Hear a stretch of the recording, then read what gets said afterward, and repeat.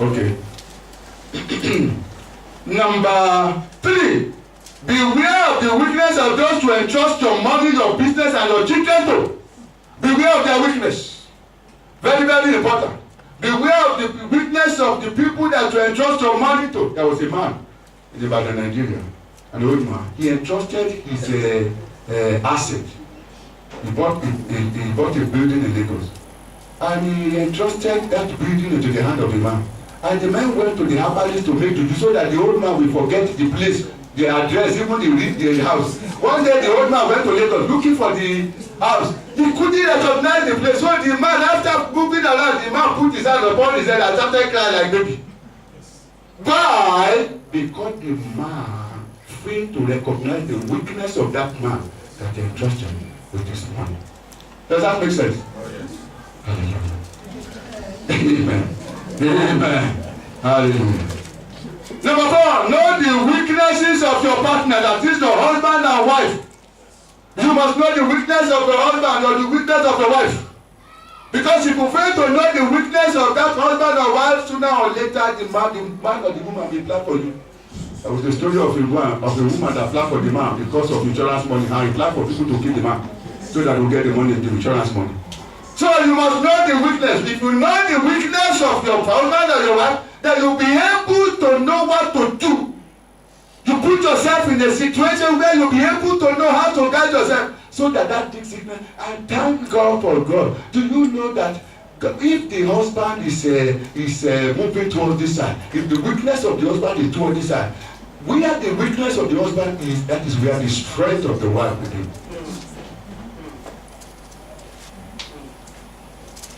Hallelujah. Amen. That is God for you. He's not a man. He's a perfect matchmaker. Amen. Okay. In Acts chapter 5 verse 1 to 10, we talk about Ananias and Sapphira. Acts chapter 5 verse 1 to 10, Ananias and Sapphira, they connived together of how to do something. Only God knows exactly the first one that suggested that particular scheme. Why don't we hide some of the money and just tell them that we have brought everything? At least they won't know. How do they know? You know, Ahab was not a bad man. Read the scripture very well. Yes. It was Jezebel that was putting. The Jezebel had the weakness, and Ahab the king did not know. He did not evaluate the weakness of Jezebel. If he evaluated the weakness of Jezebel, he'd be able to contain her. But no, he did not know that. Amen. In 1 Samuel chapter 25, verse 1 to 44. 1 Samuel chapter 25, verse 1 to 44. Abigail knew the weakness of her husband, Naboth. And when David wanted to kill the whole town, Abigail used her strength to persuade David not to do it. He told the people that came, he said, as his name is, so he is. So he is. He's a foolish man. Do you know that particular act saved Abigail, number one, saved all the other members of the family. But Naboth eventually died, but he died alone. Does that make sense? Yes, sir. Hallelujah. Praise the Lord. Now, what do you do with these weaknesses? I'm going to rush now. Number 1, get God involved. You need to pray. Oh, I forgot one thing. That's another one. Number 4, I forgot one thing.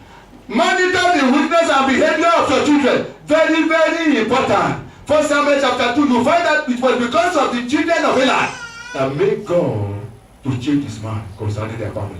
So monitor the weakness of your children and behavior. Very, very important. There was a man. He did not monitor the weakness of the children. And lo and behold, one day the boy came with armed robber. They killed the man and they killed the wife. Hallelujah.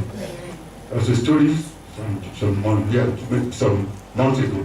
How a boy organized the kidnapping of his father.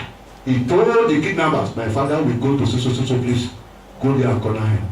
And when the kidnapper was asking for money, he was the one that was telling them, we better give them the money. Because they might kill my father, and I don't want them to kill my father. So we better go and look for the money. It was after the kidnappers got the money, and the police started chasing them. They found out that, don't, this is the son that came to us, but we didn't know him before. So do gently with us. When they brought the boy to his father, that was so organized, the man man nearly died. So what do you do with these weaknesses? Get God involved. Get God involved. Pray about it. Matthew chapter 7 verse 7 says, ask and it shall be given. You need to ask so that the Lord our God will give you strength in your weak area. You need to pray. Lord, give me strength in your weak area. If your weakness is woman, don't go and start telling high. Before you know it, you will high and it.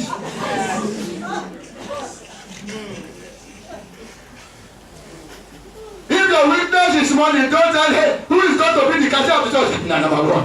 Hey, I want to be in the upstream department. So that when the tithe comes, hey, I will be the one that will take it. When after pastor would have prayed, I will take it to the counting room. Hallelujah.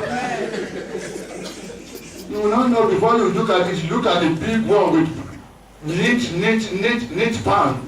Maybe 50 pounds before you know it. Hallelujah. Hallelujah. Amen, somebody.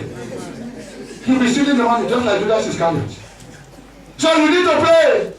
You need to get God involved. I want to rush now. Oh, opportunities.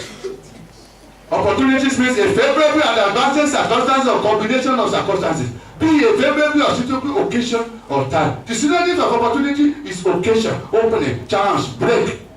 Where we read 1 Corinthians chapter 15 verse 58 says, dear beloved sister, be firm, don't be moved, always outstanding in the work of the Lord, knowing that your labor is not in vain. So, in other words, there are situations where your skill and talent will be rewarded. That is which is what we call opportunity.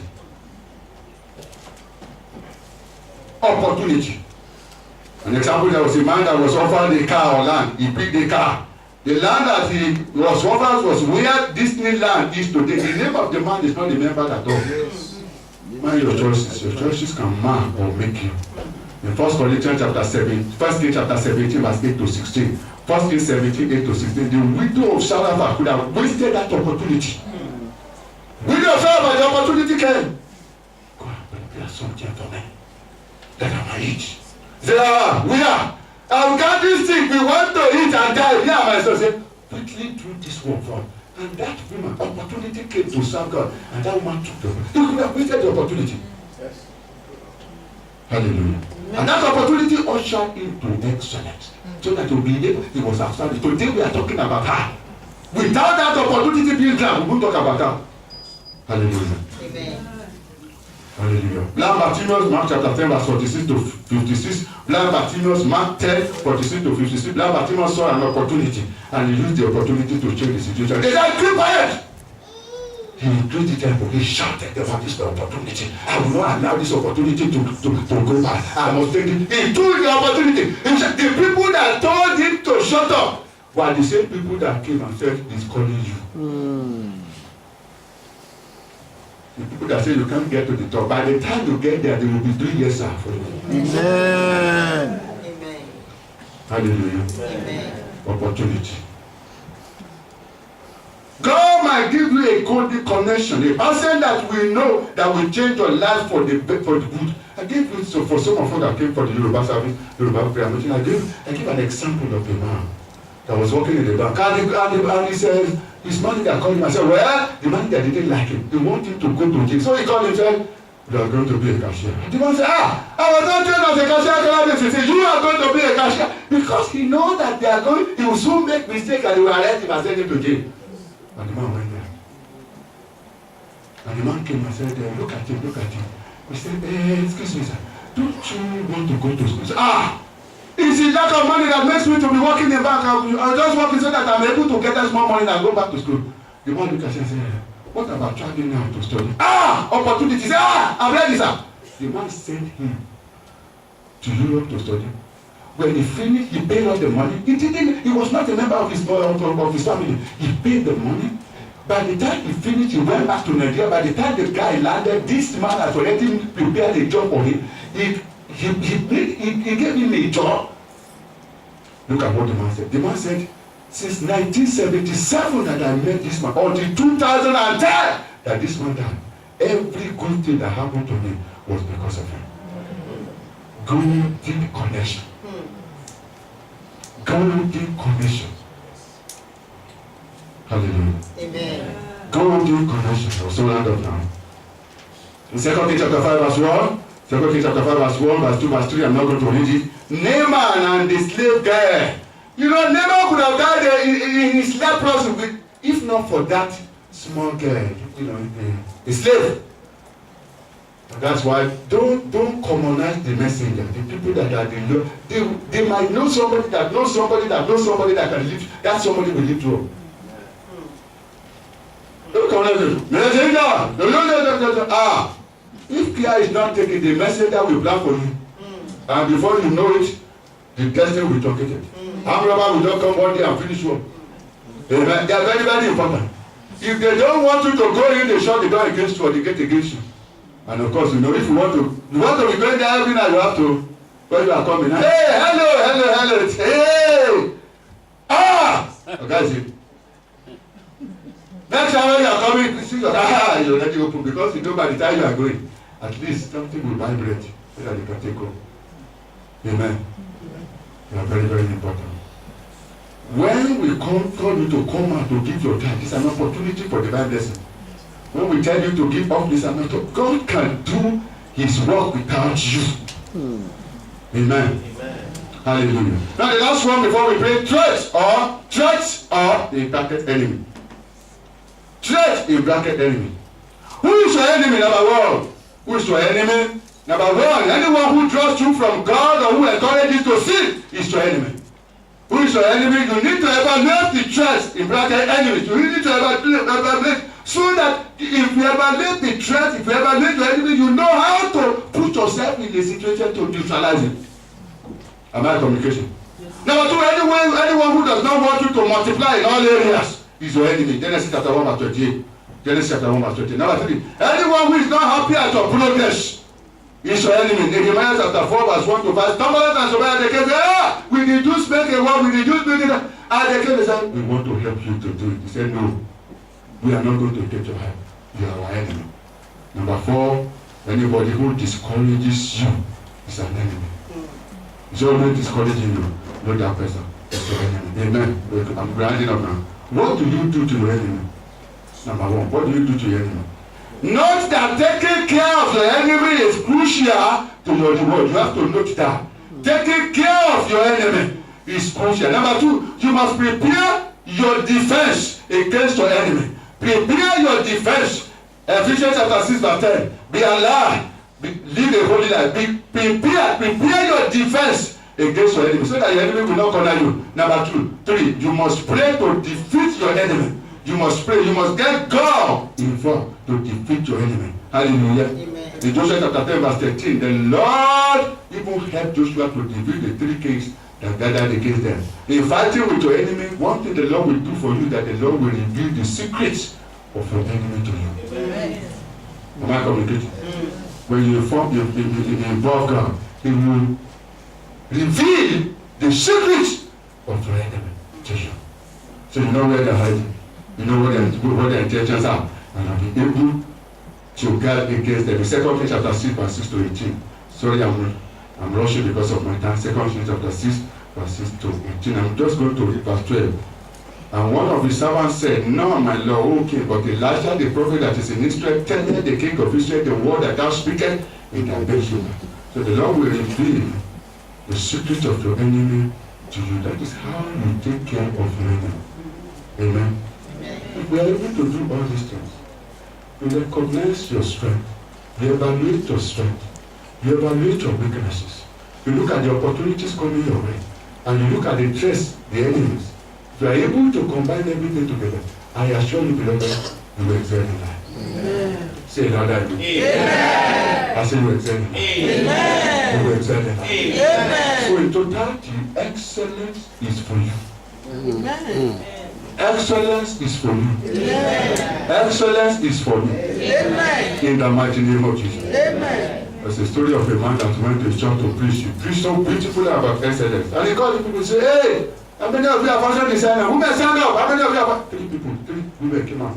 And he looked at them and said, child, do you know that they are fashion designers? They said, no. He said, no. He preached, hey, you must be patronizing. He said, okay, every one of us will be patronizing. And one elder from the church came to that man after the message. He said, Can you sign this paper, this autograph this one? I want to send it to my son in London. He said, well, I agree with all that you said today, but those 3 women, I will never allow my children, my daughters, or my wife to go to them. You see what I said? They are really good. They are really fashion design. You don't need to ask the church. You don't need to ask the women. You will see it in the way they dress every Sunday. You will see it, and somebody after saying we go to them and said, who helped you to do this? I want to do what? He said, but look at the way they dress. They are dressed in they are dressed in portrait excellence.